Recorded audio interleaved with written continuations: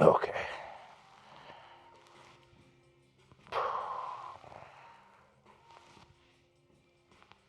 Yep. That's perfect. So Jasmine uses this thing and always messes with the settings to where I have to adjust it every time I use it. So I don't know why I don't just remember what notches I put it on, but I always forget. 3 and 4. Done. See if I remember that next time.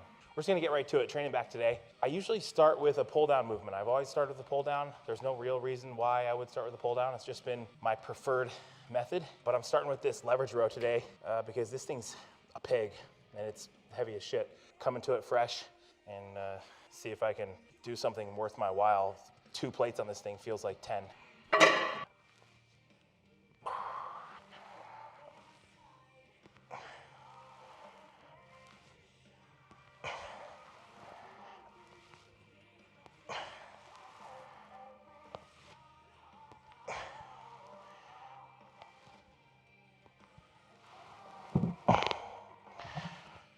So guys, it's always important to remember elbow path is going to dictate which part of the lats, or excuse me, which part of the back you're using. So you see, I'm tucked in, elbows are driving close to the side to make sure I'm nailing my lats. If I wanted to get a little more mid back, drift the elbows up, be here. If I wanted to get more upper back, elbows would be higher, pulling into the upper back. So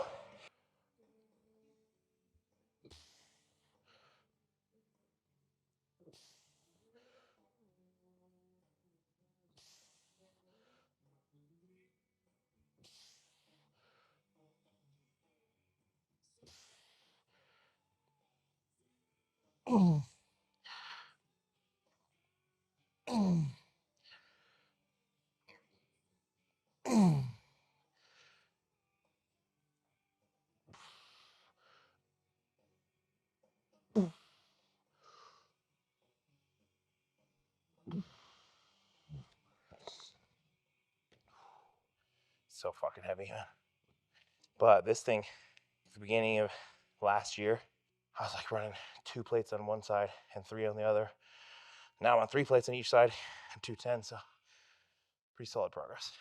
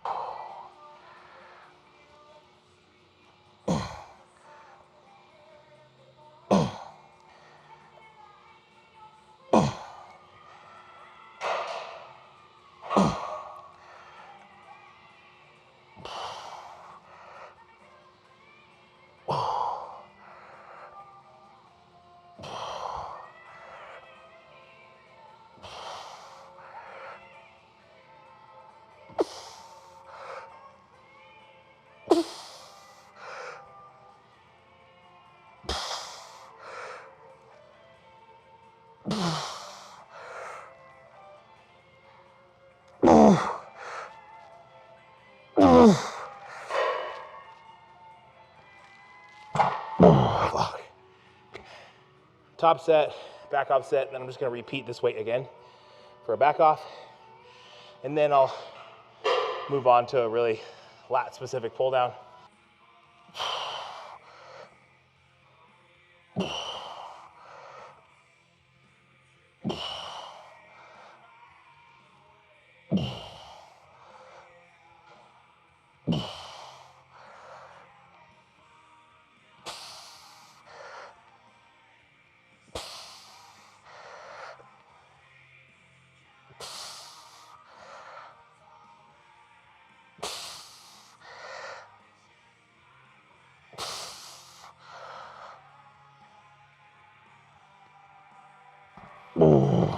Just for anybody that might need this as a tip, us shorties, take the pin out to where there's no weight on it, pull it down, and then add your attachment. I see a lot of people standing on the seats and, you know, tearing up the upholstery in your favorite gym. No need.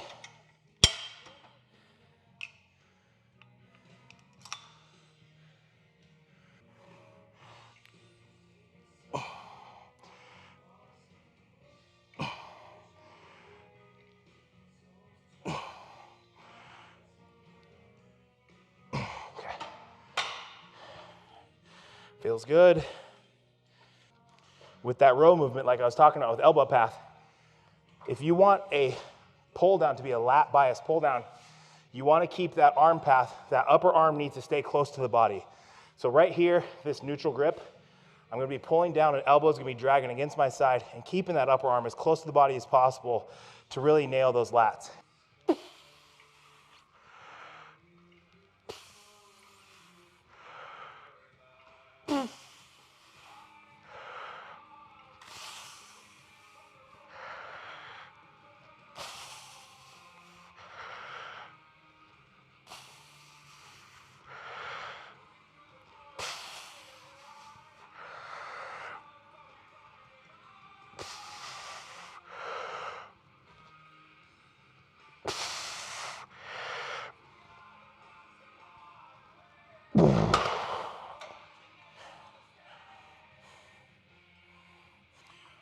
Raspberry lemonade intro. Coach Shire, get yours. So Jasmine got me some smelling salts for Christmas. These are the ones you've seen famously on Joe Rogan's podcast. This is Juji Mufu's smelling salts, world's strongest smelling salts. These are fucking gnarly, dude. You want to smell them? Get it in there, dude. Oh, come on, take us. Okay. I need to take a big one. No, dude. It burn your eyes? I feel like I have an icicle. Oh, dude, I'm smelling it from here. No. Go. Oh, fuck. Oh, shit. Oh, I didn't mean to go that hard. Oh. That's what I get for trying to show off. Fuck. Dude, you just... Holy fuck. Why didn't I do it before a set? Oh my God, dude. Holy shit. Yep, these guys, I mean, 10 out of 10 recommend. I really can't even speak highly enough of these. Incredible. Oh my God, my nose is fucking burning. I feel like it just fucking snorted sand. Yeah, I'm hyped up for my fucking warm up. Holy shit. Ugh. Why did I? Jasmine, you're the one that, you're like, fucking go hard.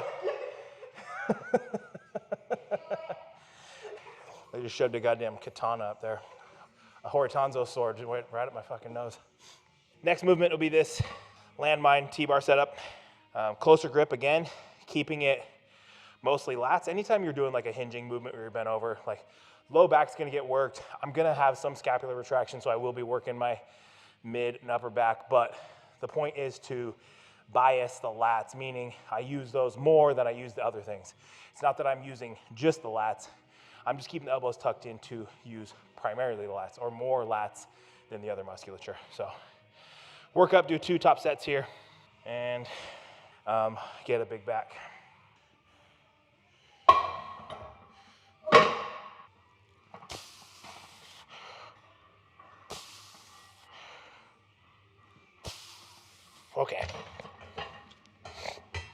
Okay, so as you guys probably saw in the title, I don't know what we're gonna do, something like my new coach or something along those lines. I do have a new coach. So I'm gonna be working with a good friend of mine, Justin Jacoby. He's a Camp Jansen coach, so there's some familiarity there. But more than anything, I just have a good relationship with Justin. He's been a friend of mine for a while. We turned pro together at 2021 Nationals. I do have a photo of us on stage posing in the overall, so maybe I'll include that in the video.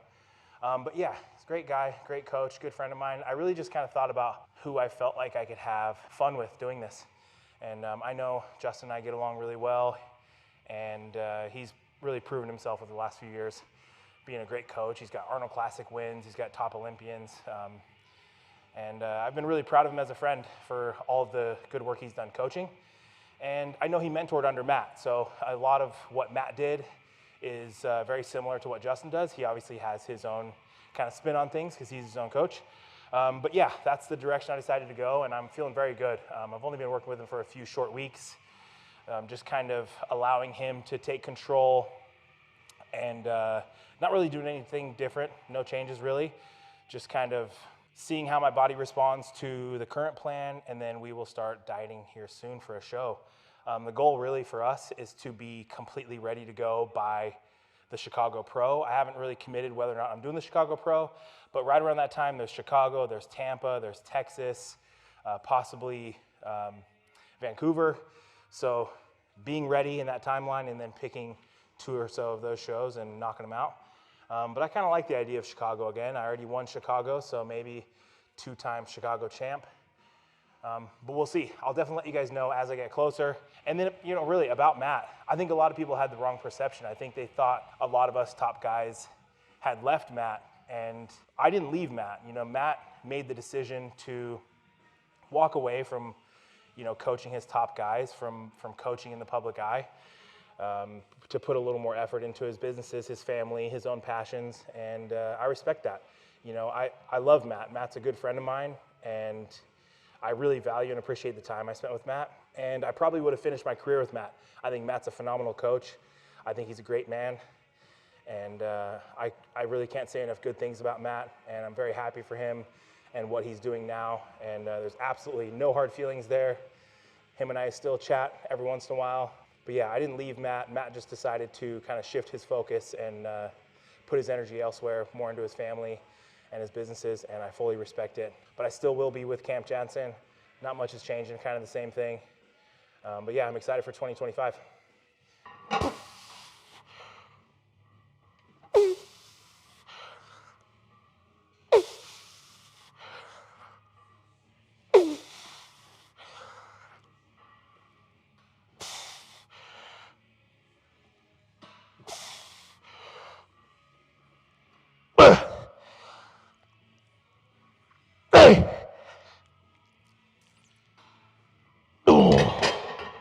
Fuck. Just realized I'm using the fucking deadlift bar. And it's super whippy. Fuck. I didn't even realize when I grabbed this thing until I just did a few rows and motherfuckers bouncing like this. That's not optimal. When I was rowing, I could just feel the bar like, ooh. Wait. It got stupid.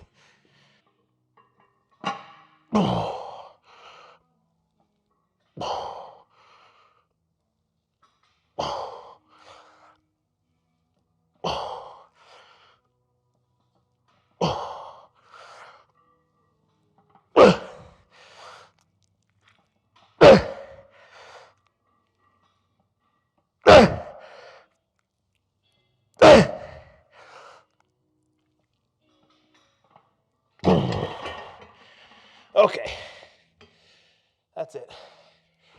And just so you guys know, notice I'm standing in this box. With these 45-pound plates, if I were just standing on the ground, I could not get pitched over and parallel with the floor. I would just be banging the plates off the ground.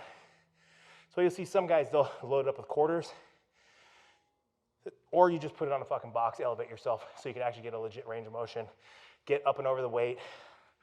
Anytime I'm doing a hinging row, I want to be pitched over, parallel with the floor, fully loading erectors, lats, everything. Okay. All right, next movement is going to be this chest support T-bar. As you guys see, I'm pulling in the upper back here. Everything else has been very lat specific. That other like landmine T-bar is something, like I said, I do end up recruiting some mid back, some upper back. So I like to use something like that as a transition into an upper back movement. So first 2 are pretty lat specific. That's more of like a whole back, I look at it as. And then this right here will be very upper back specific.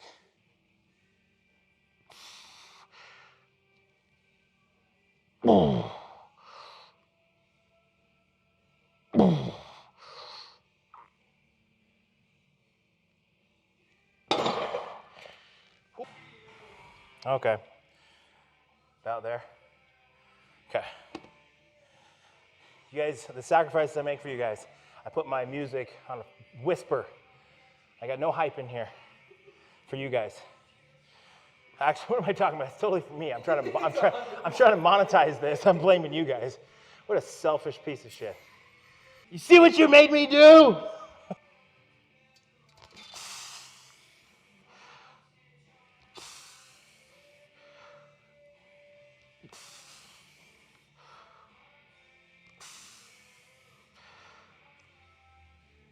Oh,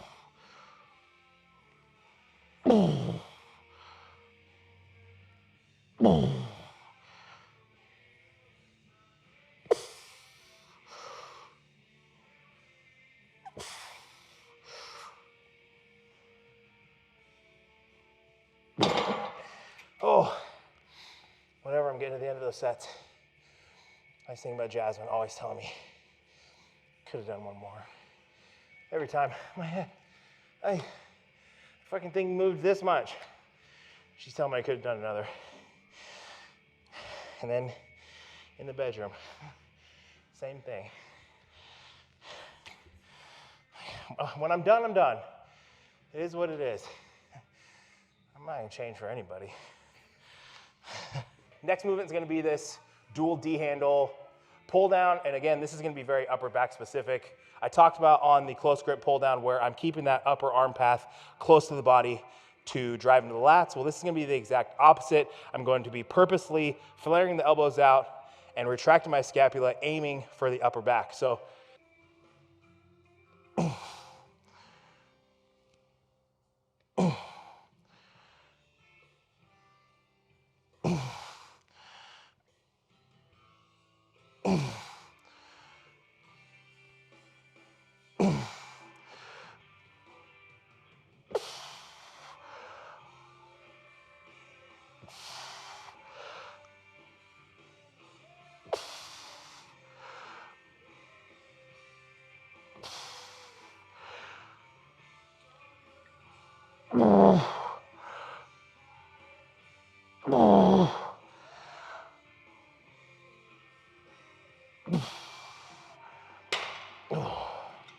top set there. I'm actually gonna repeat this weight for a second set. I think I got like 13 there. Repeat this for a set of 10 or so, and then I'll do a rest pause.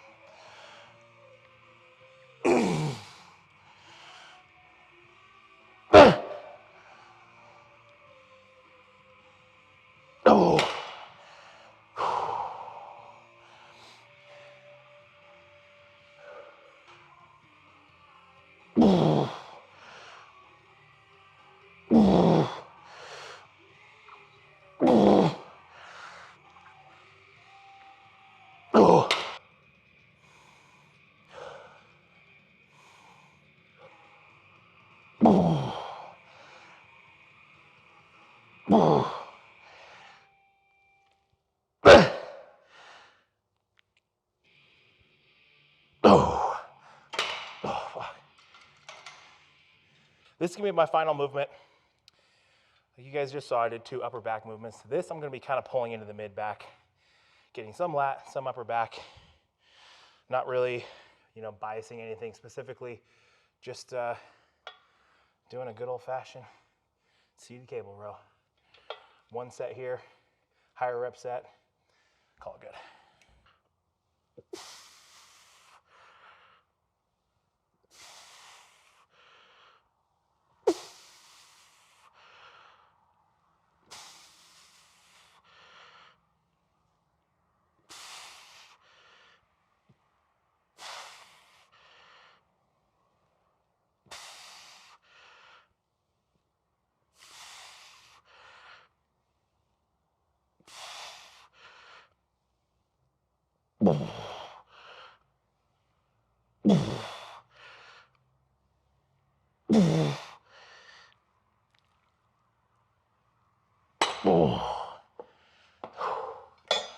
Okay, well guys, that's a wrap. Back day number 2 for me, done. And yeah, appreciate you guys watching. I wanted to get you guys caught up on, what I'm doing, who I'm working with as a coach, then kind of my plans for 2025. Excited to compete again, show all the progress I've made this year. Put a lot of work into it, and excited to show it off and take everybody on the ride. Gonna be starting prep here soon. Like I said, kind of tentatively aiming for that Chicago timeline, which right now is like 26 weeks out. So probably continue to push up for another like 6 weeks or so, and then start stripping fat off at 20 weeks, and then things will get freaky and fun. All right, guys, I appreciate you. We will catch you on the next one.